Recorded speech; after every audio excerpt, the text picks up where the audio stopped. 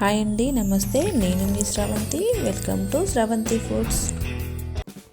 ఈరోజు మన వీడియోలో చూడబోయే రెసిపీ వచ్చేసి ఇలా 1 కప్పు బాస్మతి రైసు జీలకర్రతో చేసుకునే ఒక మంచి రైస్ రెసిపీని చూద్దాం. ఇలా చేసుకున్నట్లయితే ఏ కర్రీతో తిన్నా చాలా టేస్టీగా ఉంటుంది. ఇప్పుడు దీని ప్రాసెస్ ఎలానో చూద్దాం. ముందుగా ఇలా 1 కప్పు వరకు బాస్మతి రైస్ని తీసుకోవాలి. మీరు కావాలంటే దీనిని మామూలు రైస్తోనైనా చేసుకోవచ్చు. ఇందులోకి వాటర్ పోసి నీట్గా 2-3 సార్లు కడుక్కోవాలి. ఇలా కడిగిన తర్వాత 1 కప్పు రైస్కి 1.5 కప్పు వాటర్ని పోసి ఇలా తీసుకున్నాను. ఇప్పుడు దీనిని స్టవ్ పై పెట్టి పొడి పొడిగా అన్నాన్ని వండుకుందాం. ఇలా పొడి పొడిగా అన్నం వండుకున్న తర్వాత దీనిని వేరొక ప్లేట్లోకి చల్లారేసుకుందాం. ఆ తర్వాత స్టవ్ పై ఇలా కడాయి పెట్టుకొని 1 స్పూన్ ఆయిల్ వేసుకోవాలి. మీరు కావాలనుకుంటే దీనిని నెయ్యితోనైనా చేసుకోవచ్చు.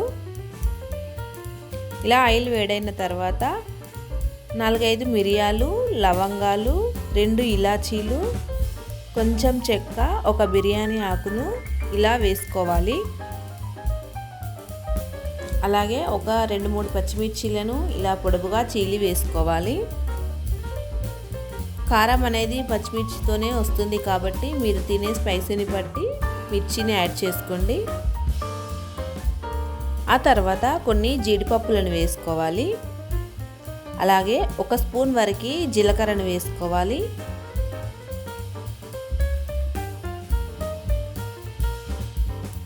కొద్దిగా కరివేపాకును వేసి ఇలా రుచికి తగ్గట్టు సాల్ట్ వేసుకోవాలి. అంతా ఇలా కలుపుకోవాలి. ఇలా అంతా కలుపుకున్న తర్వాత మనం ముందుగా ఉడికించి పెట్టుకున్న రైస్ని వేసుకోవాలి. ఇలా అంతా ఓసారి కలిపేసుకోవాలి. ఇప్పుడు మూత పెట్టి 1 నిమిషం అలా ఉంచేసి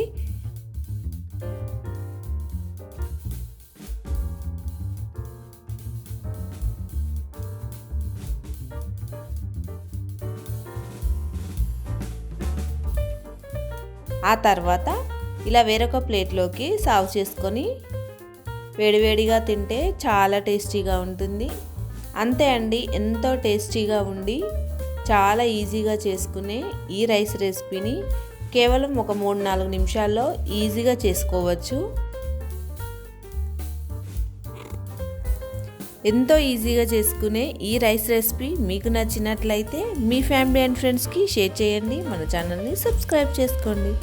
థ్యాంక్ యూ ఫర్ వాచింగ్.